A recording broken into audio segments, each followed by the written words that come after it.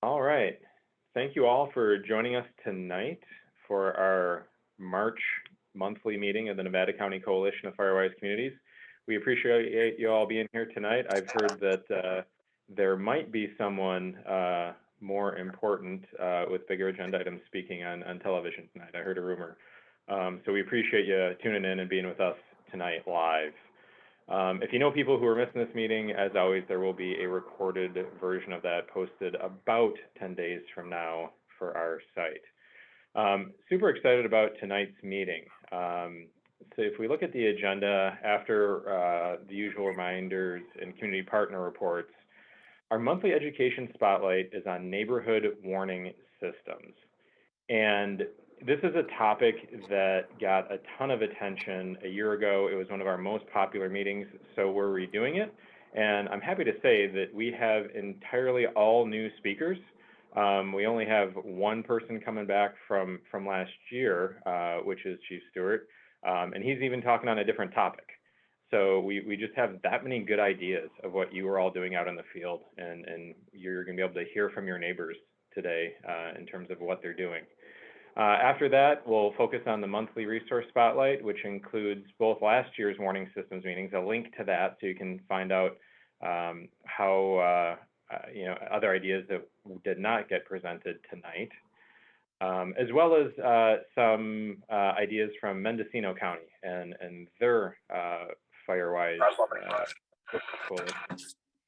And then we have Craig from talking about the winter storm cleanup. Man, we've been getting a lot of messages on that. We know you have questions and know that there's some help on the way. And Craig from Nevada County, the Director of Building, is going to be talking about that tonight. And then another opportunity, speaking to the grants, we just lined up someone to talk about this like 20 minutes ago. So I think Billy from the Fire Safe Council is going to be addressing that. So we got a packed agenda. I want to get moving into it here. So in terms of reminders tonight, we're going to focus on the Find Your Five Emergency Allies. It fits in with our theme of being prepared in neighborhood early warning systems by having neighbors that got your back, and by you checking up on others, we can all be a little bit safer. So again, I know we're on a little bit of a short timeline to get Chief Stewart talking, so I want to jump right into partner reports. So with that, Chief Matthias, what do you got for us? Well, I'll be as brief as I can be, and I did have one more question for Jeff Peach. Hey, what do houses wear? They wear an address, Jeff. Address. Okay. Anyway, moving right along. So what's going on with CAL FIRE? I'll talk about what we're kind of expecting this fire season, what to look forward to or not to look forward to. We had a really wet December. I think everybody's noted that. A lot of snow, a lot of rain. It kept on coming, and then we had a big snowstorm. And on saturated ground that was already wet throughout the month of December, the wettest December we've ever recorded, we had some snow on top of that, and that caused a lot of limb weight in the trees, which knocked over a lot of trees and knocked a lot of limbs out of trees, out of already drought stressed trees. So that changed the orientation for a lot of our fuels. When we talk about 1,000-hour fuels, that's the big trees, and it changed it from a vertical orientation to a horizontal orientation. And then we had, following that December, the driest January that we've ever had on record, with no recorded rainfall in Nevada County in January. So we had the two extremes of weather that we can have in wintertime right there. And so those 1,000-hour fuels, or the trees, they basically are horizontal, and they've been dead, and they're laying on the ground now. So all that green shrubbery up at the top of the trees is now drying out and going to turn into brown and dry, tinder dry stuff laying horizontally on the ground. So we got to try to get rid of that before any wildfires burn through there, because what that's going to create is a lot of embers that are going to be shooting up in the air and creating a lot of spot fires and affecting your homes. So the effort's on to get rid of that while we still can, in whatever way we can get rid of it. Chip it, burn it, take it to green waste, and I'm sure that Paul will talk a little bit more about that later. But whatever opportunities we have to get rid of that stuff, we want to take those opportunities. If you listen to predictive services, what we're expecting is a very dry to quote unquote normal forecast until May. So normally February is our wettest month. We didn't have a wet February, so what normal means, I don't really know. I think that I'm going to go with the drier part more than the normal part. We were already in a multi-year severe drought, and it's only getting worse now. And that leads us to our little math problem. If you take months of the calendar year, you can look at April, when it usually pretty much stops raining, and then May and part of June to all of June, we don't have any rain, and then we're really into fire season. So if we take those 2 months and we reverse them back to January and February, where we had no rain and record heat, we're pretty much at the end of June into our fire season right now. So if you can compare those timelines, yes, I know it's been a little bit colder than it would normally be in May and June, and the daylight hours are a little bit more limited. But what that means is that we have to really be aggressive with our fuels reduction and our hardening of our homes this year. So with that, we've got transitional staffing for CAL FIRE, which is probably going to come around April 1st. That's dependent upon budget and the need for us to staff engines.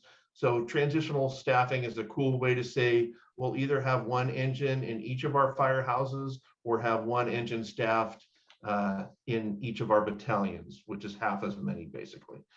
So that's where we're going to probably be at around April 1st. And then I don't know if Craig's going to talk about it a little bit later or not, but we just got off of a meeting where CAL FIRE was able to gather about $950,000 to help us with our fuel reduction of these dead and down trees from storm damage. And we're going to focus on evacuation routes. So that's a lot more good news. A little bit of where we're at compared to previous years. As of the last day of February, the statistics are out that we're up 34 fires. So the number of fires that started between January 1st and the last day of February, that number is up 34 from 2021. We're down in acreage, so that's good news because we had a pretty big fire kind of in the Camptonville, North San Juan area last year that it took us about 60 acres more than where we're at right now. So that's the only difference that we had between last year, more fires, less acreage. And then my last statistic in the end of my report that I'll throw out there, many years I've been talking about the 10 largest or worst wildfires have happened in the last 20 years. So listen to that stat. In the last 20 years, I used to say we had 10 of the largest or most damaging wildfires in 20 years. This year, I'm going to tell you that over the last 10 years, we've had 14 of the largest wildfires in California history. So we're definitely in it, folks. So the good work that you were doing out there is really helping out your communities. Please be as aggressive as you can with it this year. We really need your help, and you're all doing a great job. And with that, close of my remarks, and thank you for my job. And thanks for what you do, Chief. Terry Rogers, are you with us tonight?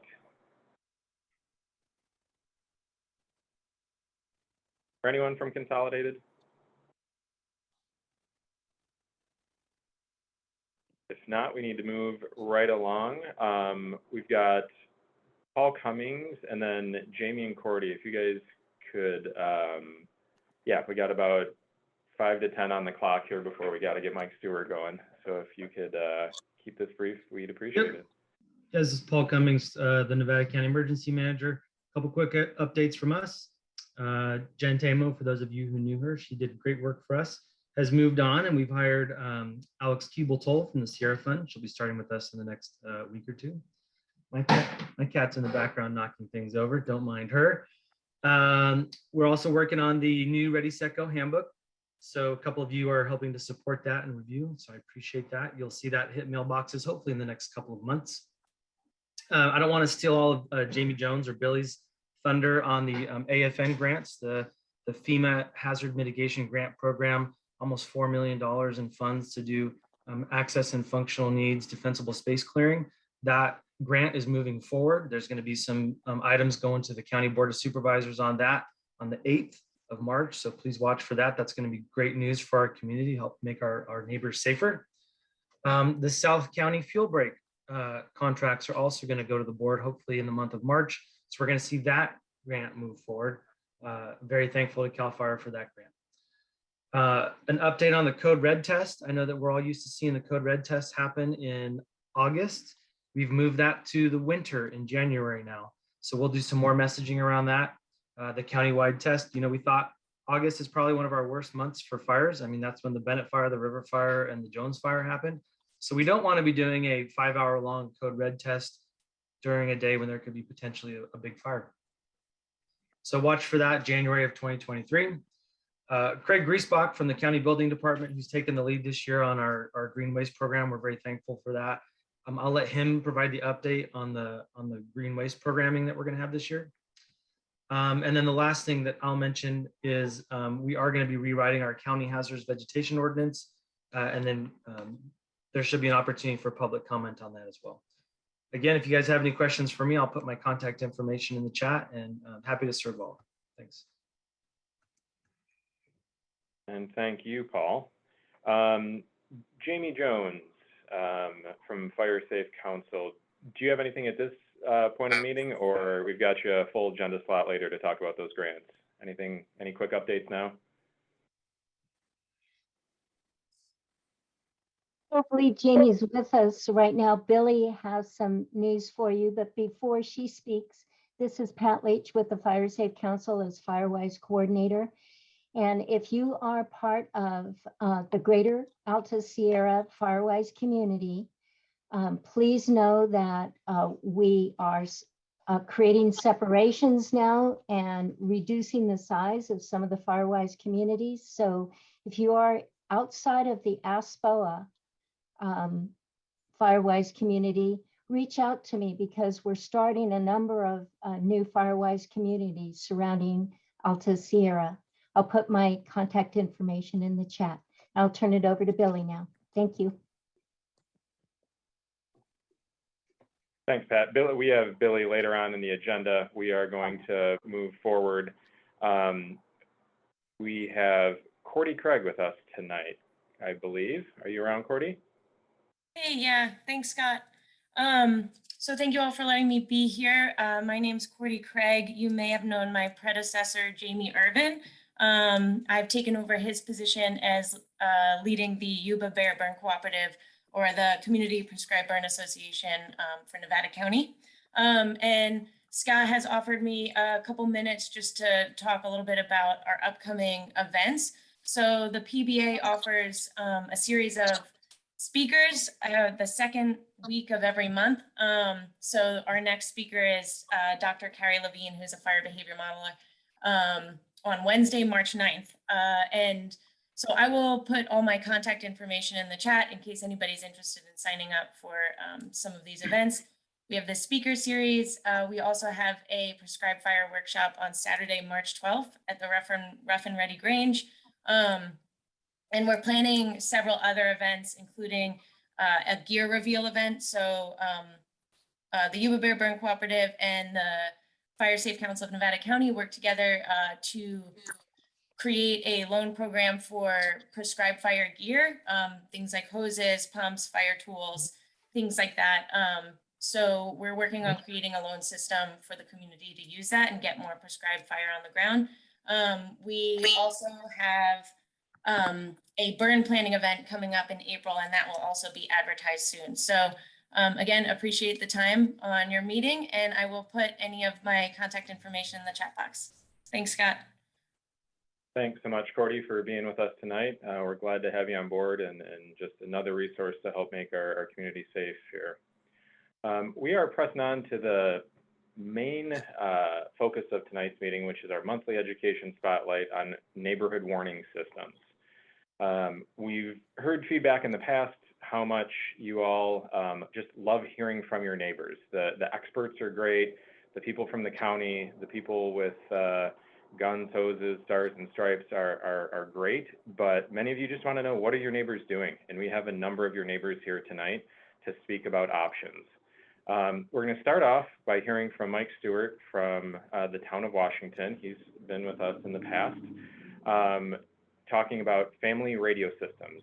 You heard the Washington Ridge Firewise community speak about their use of the radios last year. We're going to hear how the town of Washington has done that recently and how they worked through the winter storm. After that, we'll hear from Mark Triolo, who is with a different group of ham radio operators, or a subset within our local ham radio network, that has potentially some even better ideas for you than just getting your cheapo REI FRS family radio system. And if both of those are maybe out of the budget or organization of your communities, we have some great talks from Jerri from Wildwood, talking about forming neighborhood groups, how to specialize within that. We'll hear about neighborhood captain ideas with Nick Johnson from Lake of the Pines, who's also the vice chair of this coalition. Then we'll hear from Susan Rogers from our steering committee here, the Firewise communities, representing Wildwood West, or not representing, but talking about their phone tree. And then again, how to take that phone tree to the next level with some software. We'll hear from Dario Davidson with Lower Colfax. So I know we got to get him going and on to his next meeting. So Chief Stewart, can you tell us a little bit about that FRS, or those family radio systems? Sure, Scott. So communications is a huge issue in Washington with no cell service. Matter of fact, I'm sitting here in my pickup up on the top of Washington Road just so I can join this meeting, and my mobile office. So we looked at, some of the neighbors looked at putting together some sort of radio system and was trying to figure out how they could do it on a shoestring budget. And so what was ended up being put together was, we decided that we would use the family radio system, which is a public set of frequencies that the FCC has set aside that doesn't require a license. Now, these are low powered, short range radios. Often you see Sony makes them, calling them the Talkabout, and they're available in lots of different variations. We ended up going, unfortunately, with a Chinese version, which we had to just because of cost. But one of my neighbors, an ex-firefighter who's retired, started scrounging around, coming up with funds and donations and individual purchases, and ended up being able to buy 75 handheld radios with spare batteries and chargers at about $38 a piece through a bulk purchase. And we were able to program those with the FRS channels, designating one as kind of a hailing channel, FRS 9, kind of going back to the old CB channel 9 thing. And then we also programmed in fire and law enforcement frequencies as receive only. So folks could actually use them as scanners to listen to live reports coming from the field in their neighborhood, so to speak. So the first test of that was last summer. We had a small wildland fire that was reported and had poor information on its location, and actually I was actually able to find out where it was over the FRS that I was monitoring, because one of the neighbors was actually able to spot the fire itself and guide me into it. Here with the recent storm, it became even more critical. I personally was out of landline for 25 days. And while County OES was wonderful in getting us a portable cell tower in a rapid rate, that covered our downtown area, if you want to call it that. So people that were outside of that cell coverage were able to use their FRS radio to bounce through various neighbors' messages to get to people who were close enough to the cell tower to actually make calls out. A couple of emergency calls, as a matter of fact, were actually made that way. So we found it a relatively inexpensive program, and as long as it hasn't been abused, which it hasn't, it's got a lot of potential. Thanks, Mike. Give me, if you could go back to the beginning here, for those who don't know, assuming you're not going to buy a cache of 40 of them, it's just you and 5 neighbors. Where do you get these things? How do you set them up? Give me the degree of complexity here. Well, I can show you an example of one, because here's the one that's in my pickup. And we actually bought them off of Amazon. And you have to buy software, which is not much, like $10 for software and a cable, or you can buy the cable and download a program called Chirp, which is a freeware that allows for programming. It does take a little bit of technical knowledge, but frankly, I think you could probably get everything off of YouTube on how to program them. Got it. So you don't need to be like, you don't need to be a computer science grad from Stanford to figure this out. Like, you can fumble through it more or less. I did it, so yes.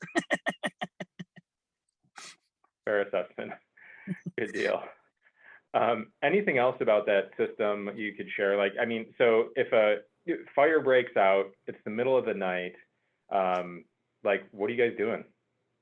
You don't have cell coverage in the little town of Washington. So how does the FRS come into play? Well, the FRS is going to be after the initial report, so to speak. We're in the process, as I mentioned, I think the last time I spoke with you folks, of installing old air raid sirens around town to actually get the initial notification out that there's an issue. But some people are monitoring the FRS frequency 24/7. Most leave it turned off because there's so much chatter. But once they understand that there's an incident, the intent is for them to all turn radios on and check on each other and see what needs to be done and how they can help. It's still in its infancy with us, and I see a lot of potential for it, though. But there's also potential for abuse, and so we got to be careful with that. And so we monitor it. Sounds good. I know we got to cut you loose here. Anything else you want to share? Any closing thoughts or anything related to the system?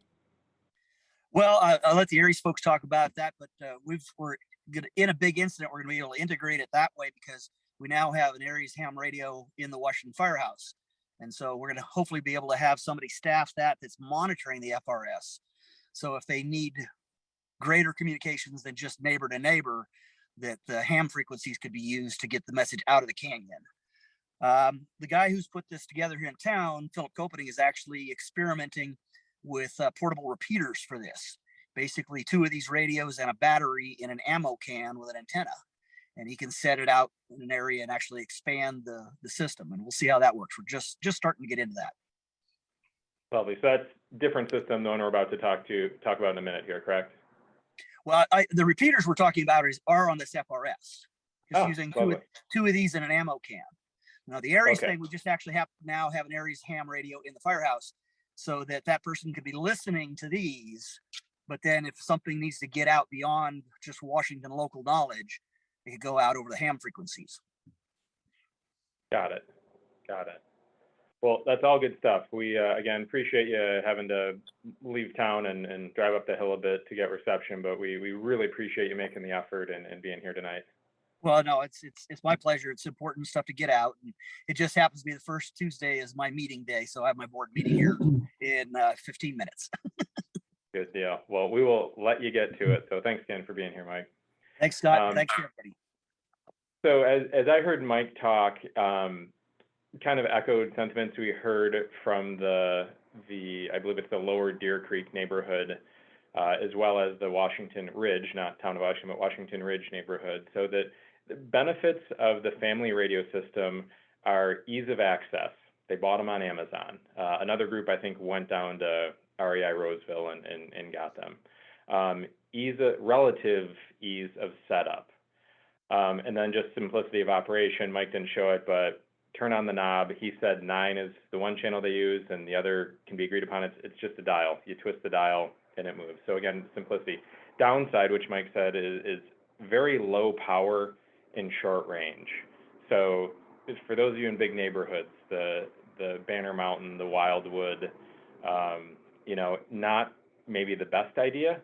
Again, it works in Lower Deer Creek because they have about 10 neighbors all, in a very short span on a relatively flat road in straight distance to each other. Perhaps we have some better ideas for bigger neighborhoods and greater use. And to speak about that tonight, Mark, am I saying your last name right? Is it Triolo? Triolo. Yeah, thanks. Triolo. I apologize. So Mark, you are the expert in the room. I'm going to leave it to you. Can you tell us a little bit about what you do, what's going on with Aries, and how it might benefit some of our communities here tonight? Absolutely. Let me share my screen. Can everybody see that? Looks great. Okay, terrific. Great. Okay, good. Well, good evening, everyone. My name again is Mark Triolo, and I'm here tonight representing the Nevada County Amateur Radio Emergency Services Organization, which from here on out I'll abbreviate as ARES, A-R-E-S, and I'll talk about who we are. And what I'm going to be talking about, as Scott mentioned, is what we're calling the Neighborhood Radio Watch Advisory Program. Kind of the key word is advisory. So this is really a service that we're offering to the community to help people get jump started on using radios for emergency communication. Everybody see the agenda slide? Am I good there? Great, perfect. So what I'm going to talk about tonight is who we are, just a brief intro. Then I'll give you kind of the highlights of what it is we're offering to do, and then talk a little bit about what we're recommending, then kind of get into a little more of the detail, not super amount of detail, about what we're offering, and then give you some contact information that you can use if you'd like to move forward with this. So who are we? Again, ARES stands for Amateur Radio Emergency Services Organization, and that kind of the emergency is kind of the key word on that. As Scott mentioned, if you've heard the term amateur radio operators, sometimes called ham radio operators, these are people that communicate by radio as a hobby, and they're all expert and licensed, and all of the members of our ARES group, which is kind of a subset of the ham radio world, are licensed ham radio operators. So they're all very expert in radios, how they work, how to communicate, all that good stuff. What we do as an organization is provide emergency communications to the community, in this case, Western Nevada County. There are ARES groups all over the country. And this is all done on a volunteer basis. There's no compensation moving either direction. Many of our members have passed FEMA courses and are pretty knowledgeable about that. Just for an example, we have formal relationships with two organizations locally, both the Nevada County OES and the Red Cross, who we have relationships with to provide backup communication support in an emergency. And actually, Mike alluded to this a little bit earlier. We're actually bridging from Nevada County OES over to Mike's system in Washington via a ham radio, which can get out of the valley. And so that's an example of one of the things we're doing. We know Mike, and it was actually a nice presentation, and want to thank him for taking the initiative to kind of put that system in place with us.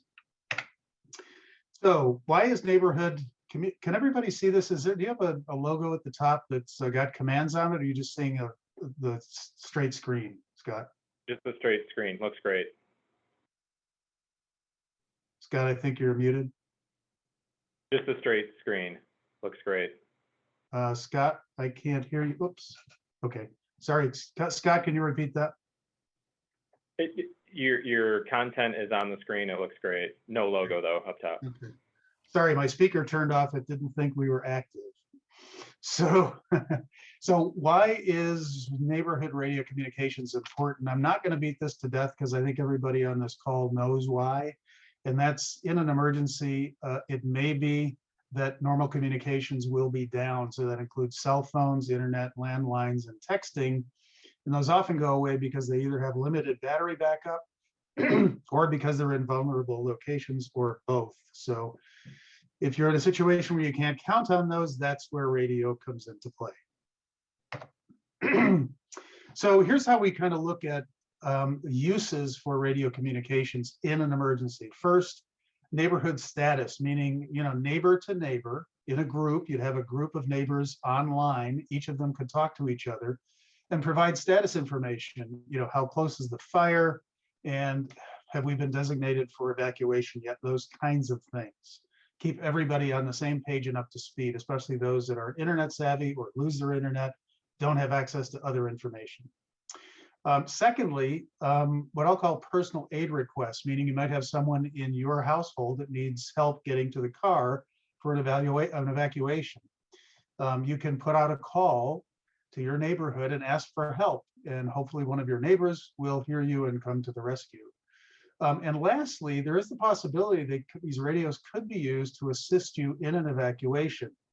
You can take the handheld radio in the car with you, and if someone else is on that frequency, they might be able to give you guidance as to the best way out of town. So for example, someone might say, don't go 20 north, it's bumper to bumper, find another way out.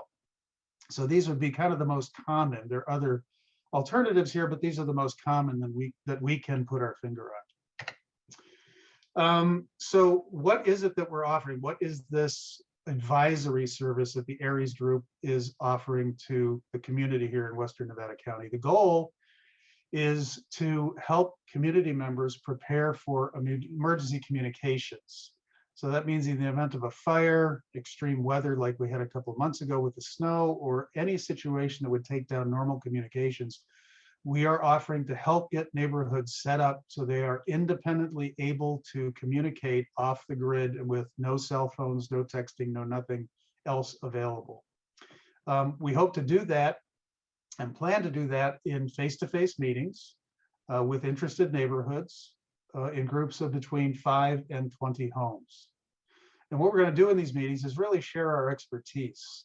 So help assist people in how to set up neighborhood radio communications. And that includes ways to use radios. We'll talk about a little bit about what I did a moment ago. We'll talk about kind of those use models, if you will. We'll also talk about what to buy. We'll talk about how to get licensed. There is a small license required for this. It's not a test, it's just paying a fee. And we'll talk about how to use them, and we'll do some hands-on sessions to get people comfortable using them.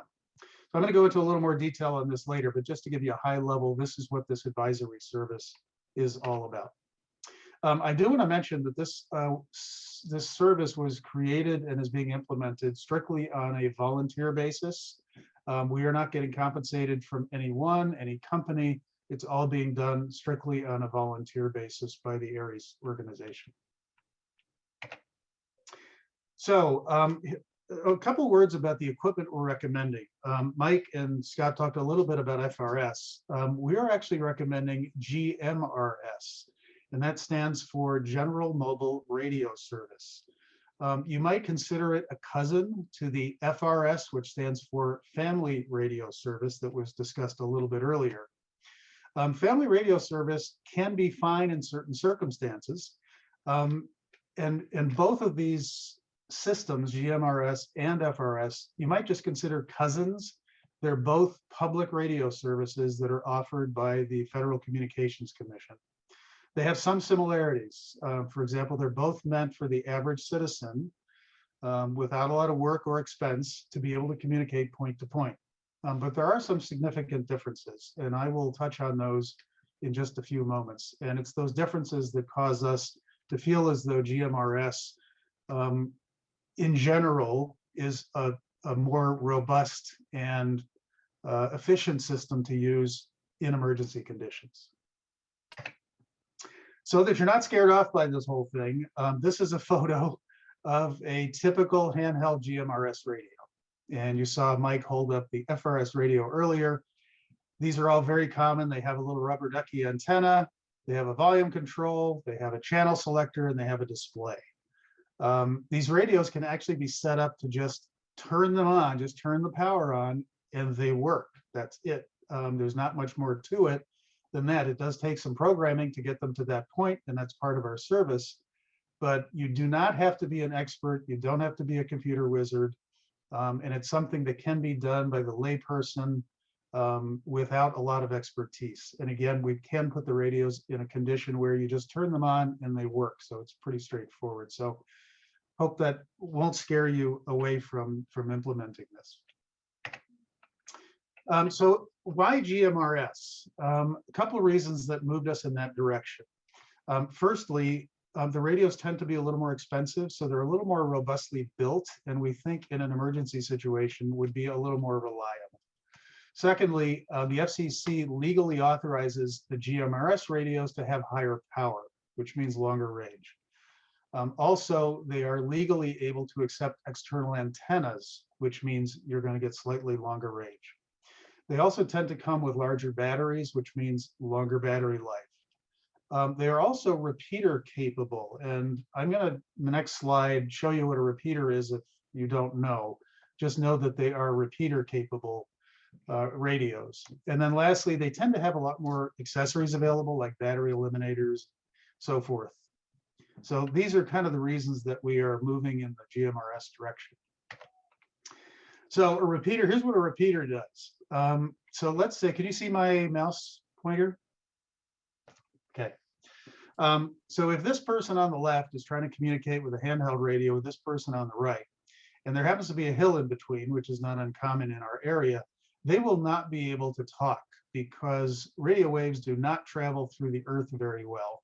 And so if there's a hill, these two people cannot talk to each other. So what is often put into place in this kind of situation is called a repeater. And that is a radio device that goes on top of a higher altitude location. In our case, Banner Mountain would be a perfect example. And there is a GMRS repeater on Banner Mountain. What a repeater does is basically retransmit anything that it hears, hence the word repeater. And so now, if that's in place, we have the person on the left who can see the repeater line of sight. The radio waves get to the repeater, are retransmitted, and they come back down to the person on the left. And then this process is reversed, and they can now talk back and forth. In fact, with the implementation of something like this, it would increase the range of a little handheld walkie-talkie by up to 20 to 40 miles, depending on the terrain and where you have this repeater located. So we think this is another potential asset to the GMRS system. So let me go into a little more detail here on exactly what it is we're offering with this advisory service. So again, we're hoping to do this in live meetings. We're going to talk about how to use these radios. So how do you effectively communicate with each other? When do you turn it on? We talked about that even a few minutes ago. You got to have an agreement in your neighborhood. How do you coordinate? When are we going to turn these things on? How do you charge the batteries? And how do you get your group organized? So we're going to go over all of that kind of material. Secondly, in terms of what to buy, we have pre-selected a small group of equipment alternatives. And so we've eliminated most of the homework that's involved in trying to select one of these things. We've picked ones that we think are a good value and are reliable. And you can certainly go outside that, but we've tried to save time and headaches by giving you a pre-selected list. We can also walk you through the steps of how to get licensed, and we will do hands-on sessions where we actually let you practice talking to each other so that you're comfortable doing that in a real-life situation. We can also do setup, if necessary, on radios that you purchase during this hands-on session. So we've done this with one group out on Greenhorn Road. There are 12 people in that neighborhood. All 12 of them have purchased GMRS radios and have them and have gone through our tutorial, if you will. They all know how to communicate effectively, and they are organized in terms of knowing what the other person's doing, have someone to kind of run the communications between them when they're all on. And they've even run practice sessions where they are all on at the same time and they talk amongst each other. So they're in practice for the real event. We got this quote from one of the people in that group. Her name is Georgia Dow. And she basically told us, Aries guidance for me, holding something I had never done before or dealt with before, moved me from being unsure and awkward to having easy and effort to, let me remove the, to how easy and effortless this is.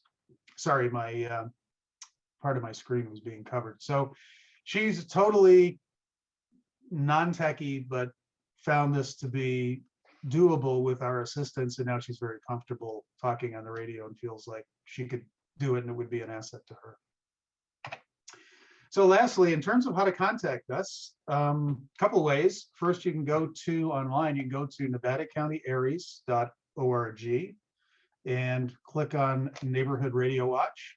And that will give you the information basically that I've provided in this presentation in a bulletized list form, so you can scan it pretty fast. In terms of direct contact, please contact me at my email, which is marktriolo@gmail.com. If you'd like more information on GMRS, just Google it. There's a ton of information out there about what it involves and what it entails. So if you're interested in pursuing this, either as a neighborhood or you're just looking for more information, I'm very happy to talk with you, and the members of my group are very happy to talk with you.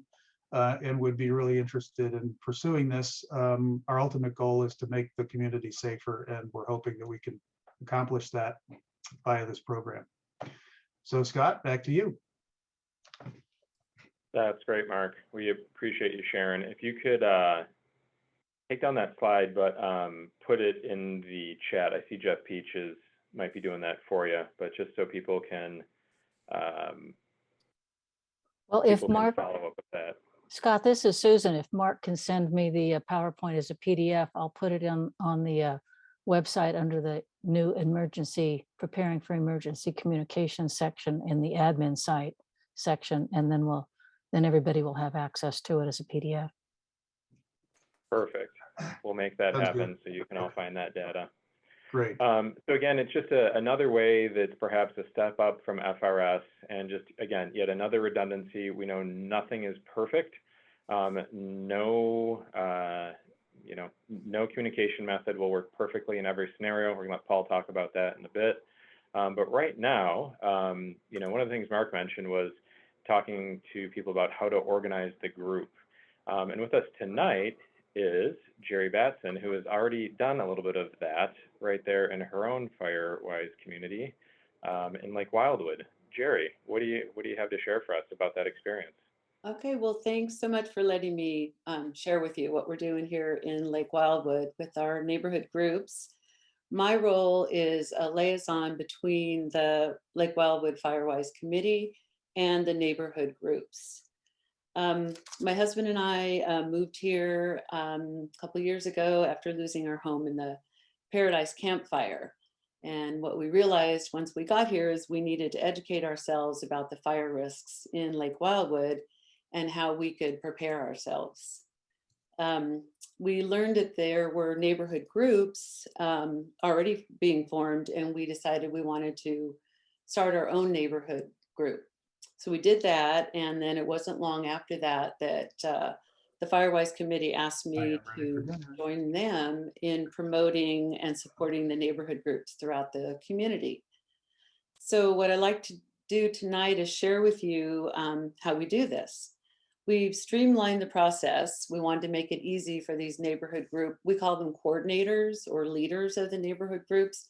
Those groups can consist of anywhere from 5 homes to 20 homes or more. We try to keep it, we recommend to keep it on a smaller scale.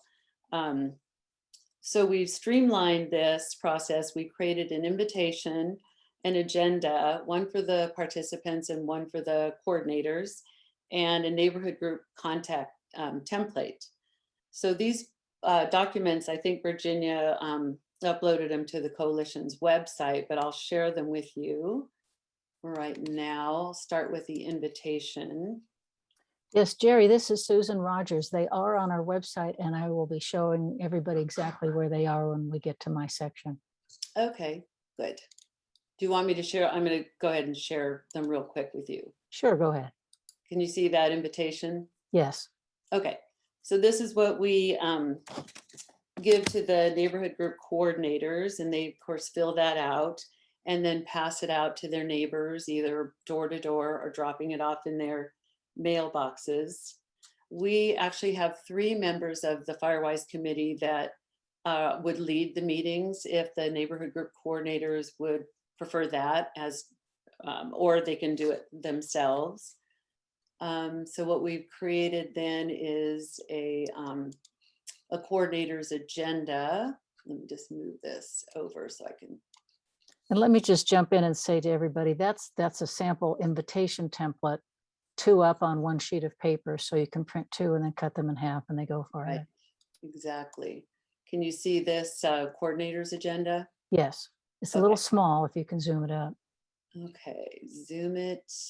I'm not sure how to zoom it. It's not easy on Word. It's okay. Actually, I'll be showing it to everybody. So just tell Okay. people about it. That'll Okay. be fine.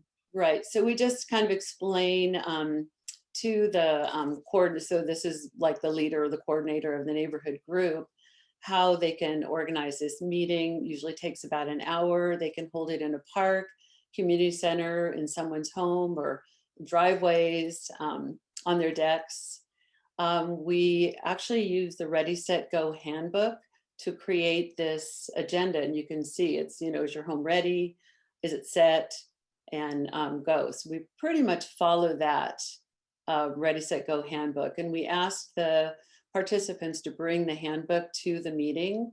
And if they don't have a copy of the handbook, we provide them with that because we felt like we wanted to get them into that handbook. And this would be a good way to do that. So you can see we pretty much followed that. I think we've added the inventory of, photographing or videotaping your personal property, because so many of the insurance companies, ours, fortunately, Farmers, they gave us a full amount of our personal property coverage. But my mother and my sister, who both lost their homes, they had to provide an inventory of all their personal property. And I'm here to tell you that a week after you've lost your home in the fire, that is not something you want to do. So we recommend that, you take care of this beforehand. And also, I don't know if you probably can't read this, but Lake Wildwood has the National Fire Protection Association's Firewise community status. And this is something the community worked hard to obtain, with Lake Wildwood being the first Firewise community in Nevada County. This is a designation that many insurance companies want for continued coverage. And in some cases, they will offer discounts. So we provide the certification to the homeowners if they would like to present that to their insurance companies. Okay, so that's the coordinator's agenda. And then we have a participant agenda, which is just a, let me just pull that up, a briefer version of the coordinator's agenda. And that serves as a take home for each person who comes, We right? have that as a handout. And so everybody receives one of those, and they follow along as we present the use a coordinator's agenda. And let's see, and then at the end of the meeting, what we have is a contact template. And that just lists, if you can read it, the name, email, phone number, and phone carrier. There seems to be some question about whether cell phone carriers will back each other up in case their tower goes down in a fire. So we put the phone carrier and then the address, whether they have kids and pets and buddies, because we recommend that everybody get at least 2 neighborhood buddies that they can exchange contact information with. And then this gets filled out at the end of the meeting, and then the coordinator would then make copies of this for each of the participants and pass those out. So they have that. And yeah, let's see what else. Oh, and if they don't have a neighborhood group, what we do is we offer 2 to 3 community-wide meetings where we go over all the same information that we would go over in the small groups. And I think that's about it. Good deal. Well, we appreciate you sharing your experience and how you guys manage forming those neighborhood groups, Jerri. My Again, pleasure. we're happy to have you here in Nevada County. Sorry to hear about the route it took to get you here. Yeah.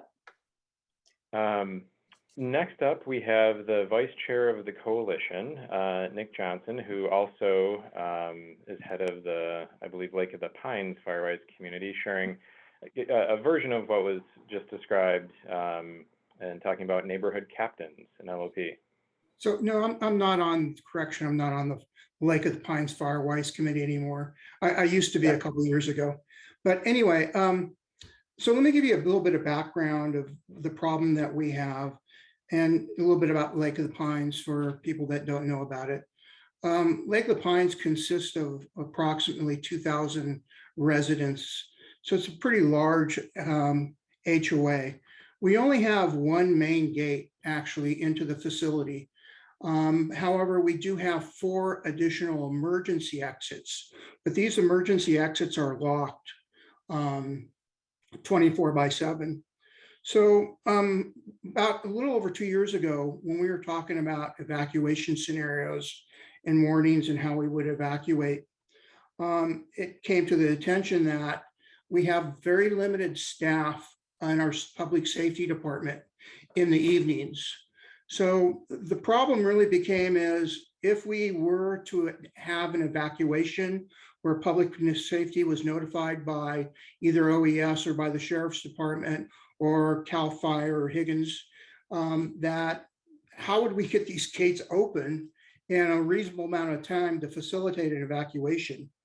So what the team came up with, working with management, was to leverage our neighborhood watch captains. And this is the typical neighborhood crime watch program that we have within LOP. So what has happened is during red flag warnings and during fire season, the watch captains are for the watch areas, neighborhood watch areas, are equipped with radios by our public safety departments and asked to turn them on. And they coordinate with one another if they're going to be out of town or not.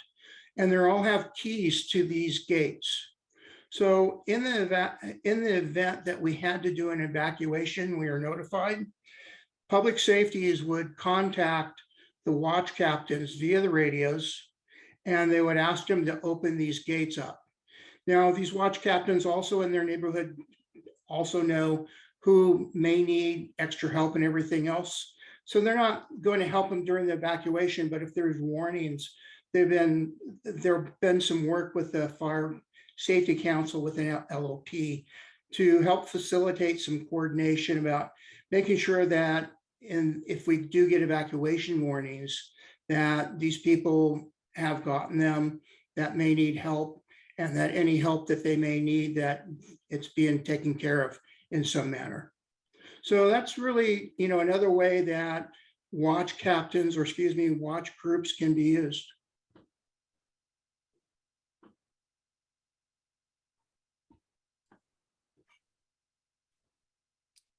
Good deal. Thanks, Nick. We appreciate you sharing your experience with Lake of the Pines. Again, just another way of organizing some of these larger groups. And it sounds like you guys are also utilizing one of the types of radios. Do you know what radio system your group is on? No, I don't. I'm sure it's public safety because we're licensed with radios. So management staff carries them. All the public safeties carries them. So their maintenance has them. So I'm not sure what they have, but it's part of the LOP FCC license. Sounds good. Well, yeah, thanks so much for sharing that with us tonight. So again, radio is one resource, phones being another. So talking about the good old fashioned phone tree, we have Susan Rogers from our steering committee.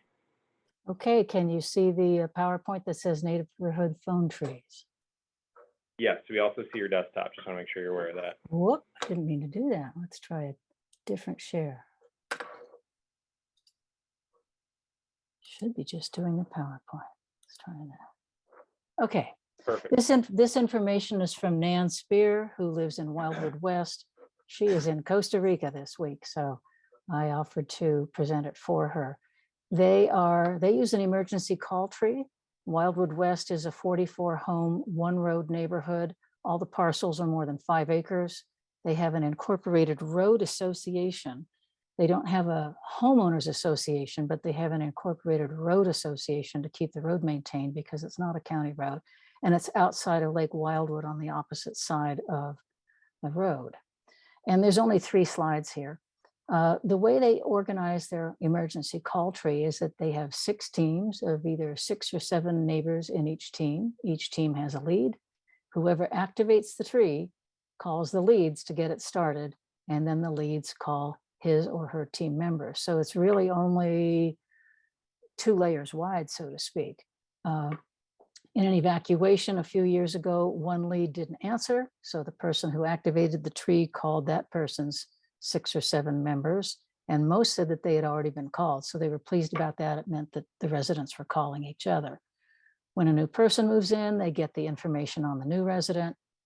Activation is based on reports from if people are, it's just kind of catch as catch can. Whoever's listening to Ubinet or a Lake Wildwood notice, or if they see visible smoke or fire from neighbors that could develop into concern. She said the very gray area about all of this is that no one person is responsible for activating the call. And I think Mark referenced that too. And this gets to be into a tricky area. They have a board of their road association, but for legal reasons, no one wants to be in charge of activating a phone call about a fire warning for fear of being sued. And for all the reasons that most of us could think of. Who's responsible if someone didn't get the message and they died? What if the landline goes out or there's cell phones down because the tower's down? And their board has purchased special insurance to protect themselves as individuals because of this. And so why I think this is the end of it here. Why I think the phone tree works for them, and this is only my personal opinion, is that it's a manageable number of homes on one road. It's 44. You start to get much bigger than that. As you can see, you just get more people and the scale of it starts to get out of hand, I'd say. They have an incorporated road association. So everybody's contact information is available and provided, and there's good communication between homeowners. An HOA would provide the same thing, where you have the ability, because of the legality of that, so to speak, that everybody has to belong to it and pay into it, then you have access to all of their contact information. That is certainly not the case in my neighborhood, and for many Firewise communities, they don't have that. And also, Nan said that they're a socially connected group of homeowners. In good weather, they often have what they call Friday wine downs, and they hang out in each other's driveways and have wine and snacks. So and that's probably contributed to the fact that when one person in the tree, the team member was gone, the members of that team got the call anyway from other people because they're all looking out for each other. And so in terms of a phone tree, you need to keep all of that in mind. And if somebody makes a call, they don't answer the phone, how are you going to pursue that particular branch of the tree in evaluating whether that works the same for your neighborhood group? So that is the phone tree that works at Wildwood West. Back to you, Scott. Great. I think I heard everything but an invite and an address to where those wind downs are. Maybe if they could move it to a Tuesday, we could just do our next meeting outdoors and find that middle ground between masks, Zoom, and actually seeing each other live. That would be nice. Yeah. All right. So again, one of the things Susan mentioned, small group, highly networked already socially, phone tree works. There's obvious limitations to that, and you can see how there might be some roadblocks in reaching large amounts of people. So to talk a little bit about a workaround for that from the lower Colfax Firewise community, we've got Dario Davidson here to talk about a little bit of software that they're using for that. Dario, can you tell us what you're doing down there in lower Colfax? Yes, and we have about 150 home residences in our community that are signed up for Firewise. And we did try the phone tree where you call a couple people, they call a couple people. We did a test of that, and it just didn't work for a group this large. And some people never got the call.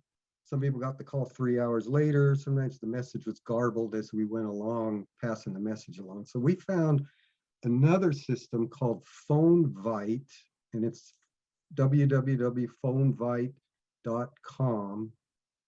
And there may be others similar to this. But what Phonevite is it's just an app. You set up an account and you just load some money into the account. There's no monthly fee. Your balance gets deducted as you make phone calls. And last I heard, it was 5 cents for each phone that you call out and send the message out to. So it's pretty cheap. It's pretty easy to use. You just set up an account, and then it explains on the website how you load in all of your contacts. And I find it very easy to manage. And when you want to make a call, you are given a call number, a go-to number they call it, and you just dial that number, and you're prompted to just leave your message and hit send, and it automatically sends it out to all the telephones that are on your call list. So everybody gets the exact same message at the same time if they answer the phone, but they don't have to pass it on to anybody else. So we've been using it to alert others of fires in our area. And we set up a system that you have to opt in. We wanted to make this voluntary. We didn't want people to have to get these calls. Maybe some people don't want to hear. So you have to sign up, and you can sign up as many phones as you want. And we charged $1 a phone to put into the account to get our funds up. And then the other factor is, after you get this alert on your phone, you have to make your own decisions. We're not telling you where to go. We're not telling you when to go. We're not giving you very much information, just alerting you that there's an incident. And we're following a simple script. And every call has to follow the script to make it easily understandable and not drag on too long. So we just say who it is, who's calling, what the alert zone is, because we've created a couple of zones. I'll get to that in a minute, and then where the fire is.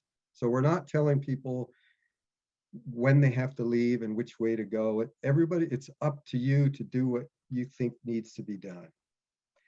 And because our community sits hanging over this canyon that's full of fuel called Woodpecker Ravine, that is definitely our #1 threat. So we made a zone. If there's a fire anywhere within the Woodpecker Ravine watershed, that is a red alert zone. And then if there's anything further down the canyon, such as the Bear River, the river fire last August was in our yellow zone, which means the fire could impact us very shortly, but it's not immediately on us. And so we drew a pretty broad yellow zone. And then we drew another red zone for when we get northeast winds on the red flag warnings, or typically you get your public safety power shutoffs, because those are the fastest moving fires. So we drew a different polygon to our northeast to cover the fires coming from that direction when we've got the red flag warnings for that. So we used it probably 4 times last year. And fortunately, none of the fires got into our Firewise community, but the river fire got very close. And what this did was allowed some of the people who've opted into this Phonevite system to get an early warning system. Of course, we all got the code red. Some got the order and some got the warning, but we got this Phonevite alert well in advance of that. So it gave us a little more time to see what was going on by following KVMR, UBNet, or whatever resources we want, and make our own decisions. So it just bought us a lot of time. And another thing about the Phonevite system is, if you want to add people in, or people change their phone numbers, or they move away, it's really easy to edit your contact list. I tried to make some edits when we started doing the phone tree, and I found it very cumbersome to try to match up who's calling who and all of that. So this is such a simple system. And there may be other systems out there similar to Phonevite. I don't really know, but this is working well for us. And like I said, we used it 4 times last year, and everybody was happy with the results. So that's it. That's awesome, Dario. I appreciate you sharing that. That's a, that's a resource very few people I think have explored. What I heard there is, again, it was an and, not an or. So you guys are signed up for Code Red and Phonevite. Again, in a couple scenarios last year, it was used and gave you just a little bit of a heads up in advance. There are times when you're going to see things faster than county can get out a message. It did take some pre-planning is what I heard, and with some familiarity with the system, I'll say you do need to load in the messages or load in the contacts and the messages in advance. So this is not something you're setting up the morning of a red flag. If you're intrigued by this idea, I would encourage you all to check it out. And then just before we move on and get out of this section, I want to show you this, the site here. The Phonevite site is really informative. I will vouch 5 cents per call, period. You're not going to find cheaper. But Scott, when you get a moment after this call. We're seeing the last slide of your PowerPoint right now. Oh.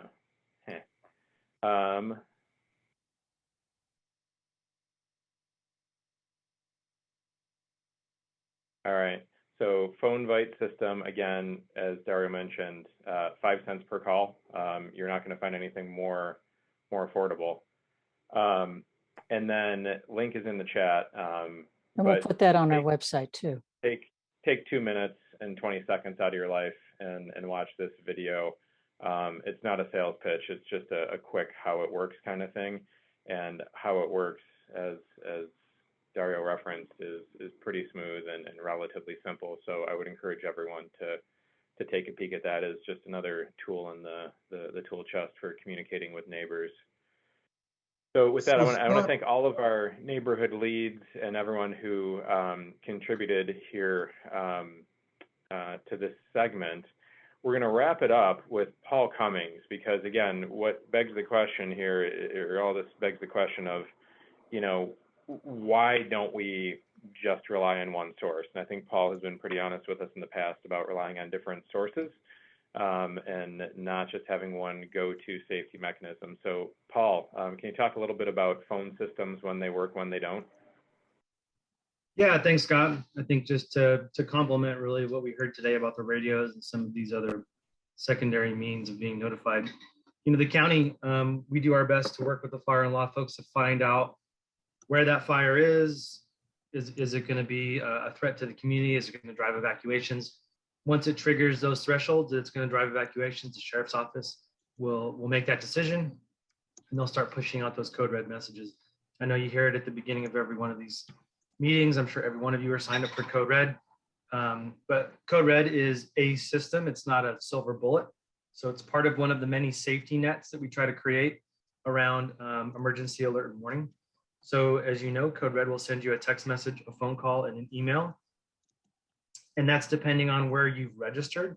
So I live in Lake Wildwood. If there's a fire in Lake Wildwood that's threatening my home in Lake Wildwood, I would get that Code Red message. But if I'm at work at the Rood Center in Nevada City, and there's a fire in Nevada City, I won't get that Code Red message, because Code Red doesn't follow me around. It's based on where I've registered. You could also use the Code Red app, which does follow you around. It does have some nuances and some that I won't go into today, that it becomes one of the ways you can be notified. I would make it your only way. But I was also asked to talk about some of the emergency alerting systems that we use as a backup to Code Red, to cast a wider net. And then again, if you didn't get your message from one of those systems, that's where these secondary and tertiary forms of communication, like finding your five, knocking on doors, having these backup radios and these other local notifications within your neighborhood could help you out. So we in the Nevada County Office of Emergency Services also have access to a system called IPAWS. It's a federal system, created by FEMA to allow the president to message everyone if he wanted to or needed to. And so we actually have access to it. There's only a few of us who can send messages within our county, and through two mediums. The first is a wireless emergency alert system, WIA. And so we can actually push a message out to any cell phone that's within range of a cell tower. And there's no opt-in, there's no sign up required for those messages. So while we have code red where you do sign up, this other system does not require a sign up. There's benefits and there's pros and cons to each of those systems, and we try to use them in a complementary way. So for the Bennett and River fire, whenever, for example, we sent wireless emergency alert messages during those fires once there were evacuation orders, and we'll only use this wireless emergency alert system when there's an area that's under an evacuation order. And what it does is it sends a message again to any phone that it sees within the footprint of the area that we've drawn on our map. And it's actually communicating with a different part of your cell phone than you're normally communicating on. So even if the cell phone network was totally bogged down because everybody was talking about the big fire that was happening, this message would get through because it's a data burst and it's communicating with a different piece of infrastructure in your phone. So that's a really great advantage. There's limitations with the system where we know that if a phone doesn't have the ability to geolocate itself, if it's an older phone, you may get the message even though you're not in the footprint of where we've tried to send that message. So we try to be really specific. When we try to use the evacuation zones that are affected, we try to make it clear who's sending the message and where you can go get more information. So that's another way that you can be notified. And Virginia and I were talking about this last week. I want to make the point that, you know, I know many of you are reliant on one carrier. Maybe you're a Verizon customer and there's only one Verizon tower in the area where you live, but maybe there's also an AT&T tower. So this wireless emergency alert system is tower agnostic. All the companies have agreed to work together so that if you're a Verizon customer and we send that wireless emergency alert and the only tower in the area is an AT&T tower, you'll get that message because it's an emergency message. The other system that we use is the EAS emergency alert system. So we can create a voice recording, again, with that same information. You know, these zones are in evacuation order, fast moving wildfire. For more information, go here. This is who's sending the message. We would record it. We can send that out, and then it would play over the radio. So again, you know, many of you have said that you may only have an AM or FM radio, and you're going to tune into KNCO and KVMR. That's where you would hear this message playing, and it would be playing and repeating and interrupting the broadcast, pushing that message out. It's also going to put scrolling text along the TV screen. So this message, when we send it out, we'll push information out over the TV and the radio countywide. So we can't say we don't want to go to Truckee. It's going to go countywide, and that's just how the system works. So that's the code red system, the wireless emergency alert, and then the EAS and how those work together. I did want to just end on quickly. After the river fire, I met with a lot of river fire survivors as part of the local assistance center that we created. So this is where we invited folks in after the fire who had losses to connect them with services. In fact, Craig Griesbach, who's on this call, was one of the folks that was out there meeting with people to talk to them about their losses and help connect them with FEMA and state aid. And I asked all of them the same question: how did you know about the fire? Because I wanted to know what systems were working. You know, there were some people who only smelled smoke and that was their indicator, or a neighbor let them know, or they got a phone call and that was it. There were some people who just had a code red, but there were some people who got a wireless emergency alert. They heard a high-low siren. They smelled smoke. Their neighbors let them know. They got a code red. They got all the things. So I mentioned that because, you know, you just need one method to alert you so that you can get up and get out. And what we're all trying to do collectively here, you included with these systems that you've created, is create many, many safety nets that are interlocking that hopefully nobody falls through. I'll stop there and I can take questions. And Scott, were we going to have Craig Griesbach talk about the Green Waste program? He stayed on, I think, for that. I'm not sure if he was on the agenda. Yeah, I just answered a question in the chat. If you could confirm that I actually know what I'm talking about, that'd be great. But we do need to press on. So we have a little under 15 minutes on the clock here. And where we're at here, we've got through the main portion of this, but we have 3 speakers left in less than 15 minutes. So we're going to go with Susan, and then yes, Craig will be talking about winter storm cleanup, and then we've got Billy talking about grants. So Susan, take it away. Right. So everything I'm going to show you right now is going to go out to the regular coalition email list, so you don't have to remember any of it. When we send you the notification that tonight's video is ready to view, There will also be direct links to everything I'm going to show you here, which are just a few new things on your website. Under the section for Firewise Community Administrators, which is right here on the bar, we have everyday communications with your Firewise community residents. We now have customizable blank letterhead that you could use that has the NFPA logo on it. It's a Microsoft Word format. You just take out the words Foxwood, Slate Creek, and you put in the own name of your Firewise community. And if you can't open a Word doc, we tell you what you might do to follow up with a PDF. So you might, if you need letterhead, there you go. The materials that Jerri was talking about earlier from Lake Wildwood about forming a neighborhood group, they are all right here now under your everyday communication section. The meeting invitation, and let me just pull this over here. This is the sample invitation. I've taken off all of the Lake Wildwood logos and stuff. And so here's the neighborhood invitation. You get 2 up on a sheet of paper. And here's the Word doc. I took out the Lake Wildwood logo, put in the Firewise logo and otherwise. So there they are. Those are Word docs that you can download and customize for your own use. And for the reason that they call them neighborhood groups at Lake Wildwood is because Lake Wildwood has, 2,800 homes or 5,000 homes. I forget how much they have. So they have to break stuff down into smaller neighborhood groups. For a lot of Firewise communities, these are just documents that you can use, invitations and the contact roster template. You can just use it for what you want to use for your Firewise community meeting. So that's good. And then, so that's your everyday communication section we have now, and we have a new preparing your emergency communication section. And we have a link. So you'll always be able to come here and get a link to last May's meeting, which was the first one we did on emergency communications and radio and the various methods that people used. And then as soon as we get today's video up here, that will also be linked here. You won't have to go to the Zoom archive to look for them. They'll be right here.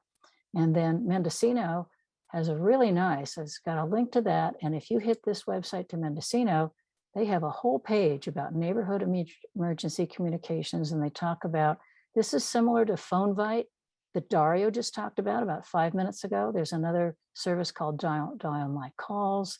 There's one called there's another one with a different name, One Call Now. So if you're thinking about something like that, it's very worthwhile to hit that link to the Mendocino Fire Safe Council. And it's got all of the lots of information about everything that their people have done in Mendocino County, which is in a similar situation to us. So I highly recommend that. And then one other thing under rules and enforcement that's worth looking at right here on our website, rules and enforcement. Some people have asked us, what do we do about tree branches that overhang a neighbor's property? And so we have a link for you here, the definitive guide to tree disputes in California from the Hastings Law School Environmental Law Journal.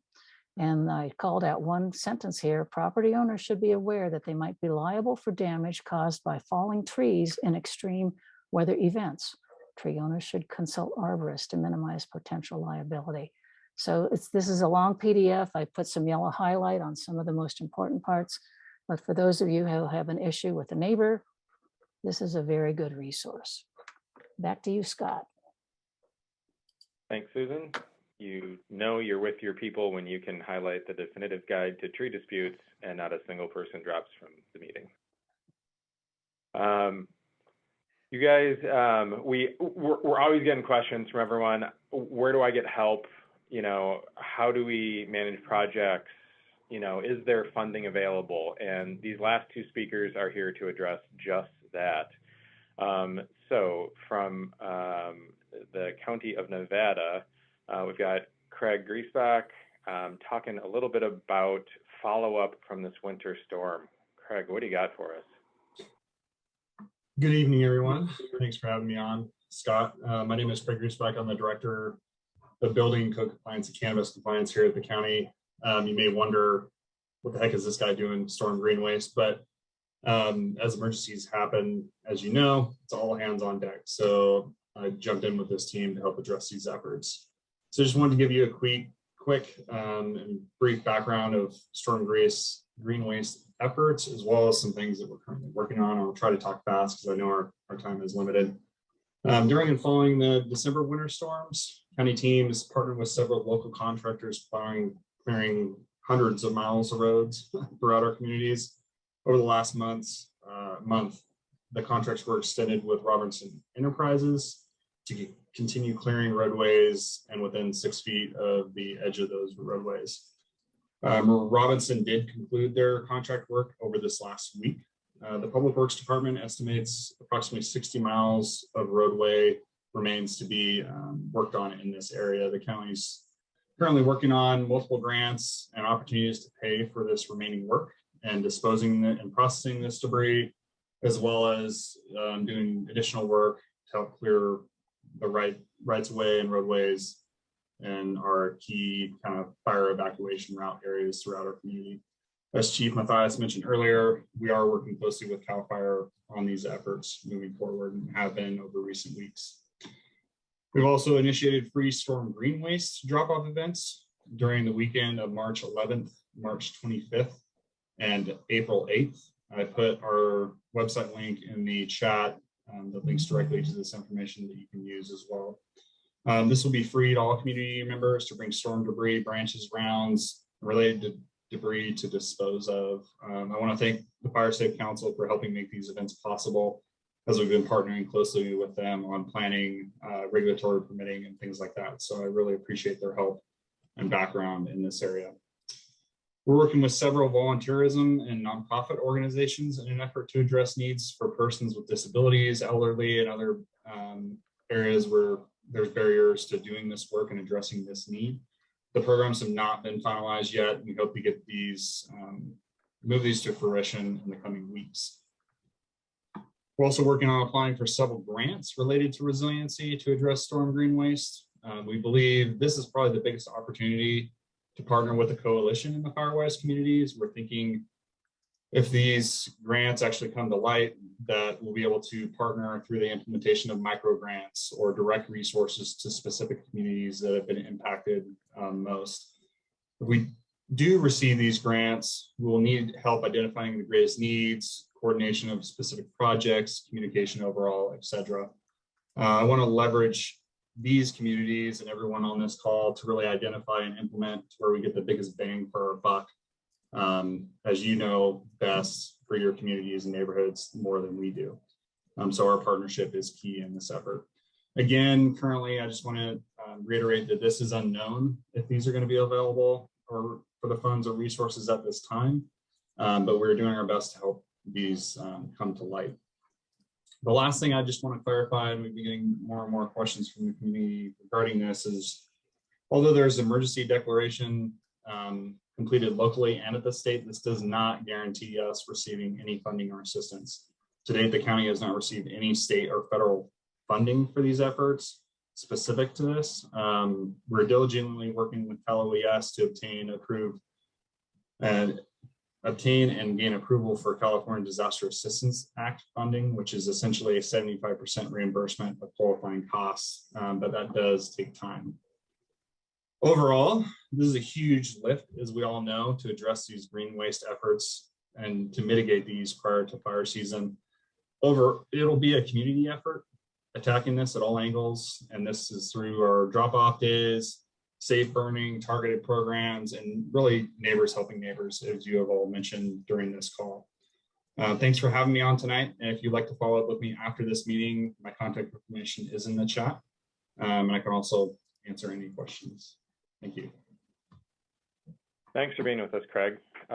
Bold move, giving us all your contact info there, but we really do appreciate it. And again, no guarantees, heard you loud and clear on that, but that really is exciting, hearing about the potential for, micro grants coming down to the community level with each Firewise community.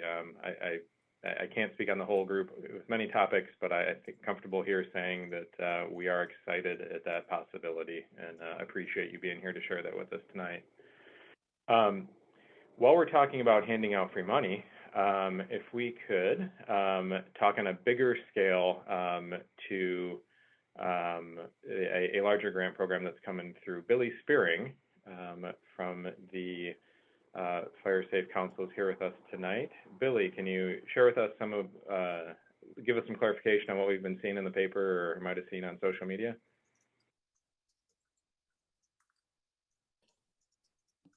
Hi, Scott. Thanks. Sorry in advance to everyone. I am not a polished Zoom meeting speaker. I don't do these very often, so grant me a little grace, if you will. You're about to talk about grants, so it's nothing. It's generally good news. We're going to love whatever you tell us. Doesn't matter. Okay, first things first, you mentioned micro grants. State Farm always does, or not always, but usually does the $500 micro grants for Firewise communities with the NFPA. I know a lot of you got the announcement last month when those grants opened, but they actually extended that deadline until tomorrow. So if your Firewise community has an idea for a project grant, but they didn't get that turned in time, you actually do still have time until tomorrow evening. So that might be some good news for some folks who thought they missed that opportunity. I'm gonna defer to Jamie to talk about the SFA grants that we discussed earlier this morning or this afternoon. But before I go, I did drop the volunteer flyer for the green waste or storm debris event in the chat, but I got a little excited and put it in the chat as soon as the meeting started. So if you guys go back to the beginning of the chat, you'll find the green waste flyer. We do need volunteers for this event. The county is very graciously not charging anyone to participate. So if we can get some volunteers to jump in and help direct traffic and collect data, that's going to be very important, especially the data collection part. We need 10 positions each day in 2 shifts, so that's 20 people a day potentially, unless some folks want to sign up to work the whole day. I see you, Becky. I know that we need a defensible space advisory training. That is in the works. Please stay tuned. There will be a defensible space advisor training. As soon as we can offer one, you will know about it. Pat had mentioned this earlier before we got rolling with the other speakers. The insurance commissioner's office did provide a list of insurance companies that are offering discounts for folks in certified Firewise communities. Up until now, it's kind of been a guessing game where you had to jump around and call all of the companies to see if they would offer it. But now the commissioner provides that list in advance. And that list also shows companies that offer discounts for individual mitigation activities. And it shows you which companies will allow you to stack those discounts. So I think that's a really great tool. That went out in our newsletter earlier today, and I believe Pat has shared that link previously. Quick update on the address signs. CAL FIRE, our gracious unit chief Matthias, had a free address sign program for as long as they were available. We have closed that sign up sheet that is not available now, but for the folks that did sign up, stay tuned just a little bit longer. The first signs should start coming in a couple of weeks, and we'll begin notifying everyone when they are available to be picked up fairly quickly. And then one last plea from me. I don't know if everyone here is a social media user or that you maybe don't know this, but FireSafe Council is on all of the social media platforms, all of the major ones anyway, Facebook, Instagram, and Twitter. It would really be helpful if you guys every once in a while click like or comment or share on something that we have going on. Just when our participation drops, the stuff gets seen less frequently. So just take pity on me and give me a little click or share every once in a while. I'll go ahead and drop some of that stuff in the chat again. But if Jamie, if you're free to talk about the SFA grant, that would be great. Hi, everybody. I apologize. You're not going to get video. I am currently packing my house and it's a little bit of chaos on this side. So I'm happy to discuss briefly the opportunities through California Fire Safe Council. These are smaller grant opportunities. Usually they cap out at $200,000 and they are available to um, organizations, public agency, nonprofits, tribal lands, RCDs, things of that nature. I can provide a list in the chat. But if they are available to homeowners associations and property owners associations, if you are a formal designated organization with a tax ID. If you are not that, then you would need to utilize a fiscal sponsor, which a Fire Safe Council or some of the other nonprofits in the area, as well as potentially our public agencies, RCDs, dependent on the project, I'm sure would be happy to partner on fiscal sponsorship. I would suggest trying to line those out early on prior to grant openings, because sometimes these things happen kind of in a swift nature. Typically our grants are pre-planned as we go into a grant season. So if you or your community has a project specifically that you're looking at, I know we've made this call out before. If you have a project you'd like to discuss with us and potentially take to a grant opportunity and have us apply on behalf of your organization, or sorry, your Firewise community, we're happy to have those conversations. Billy will drop our info in the chat. If you have something, you can reach out directly to her at billy@rufiresafe.com. We're happy to schedule meetings to discuss those projects and potential grant opportunities. And we have, many times in the past been fiscal sponsors for those sorts of grants. So we're happy to help the community with grant writing and, planning. I think that would cover it. If there are any questions on that, I'm happy to take those offline in the office or, in the chat as well.